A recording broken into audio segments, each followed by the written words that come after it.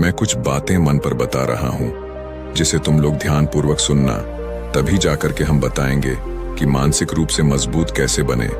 तभी तुम सब इस बात को बड़ी ही आसानी से समझ पाओगे। गुरु कहते हैं कि जब भी हम कुछ सोचते हैं तो सबसे पहले वह विचार हमारे मस्तिष्क में जन्म लेते हैं और उसी के अनुरूप हमारा पूरा शरीर कार्य करने लगता है। मान लो कि आप कुछ दुख भरी बातें सोचते हैं तो आप बिल्कुल शिथिल होते चले जाते हैं, आपके शरीर की ऊर्जा कम होने लगती है। लेकिन वहीं पर अगर आप कुछ उत्साह भरी बातें सोचते हैं तो आपके शरीर के अंदर असीमित ऊर्जा बहने लगती है, आप वाकई में ऊर्जावान दिखाई देने लगते हैं। आप ये अनुभव खुद कर पाएंगे कि जब आप खुशी होते हैं तो आपके शरीर के अंदर बहुत ऊर्जा आ जाती है, आपका रोम रोम खिल उठता है।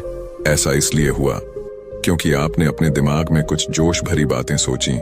शरीर तो वही है आपका, लेकिन जब आप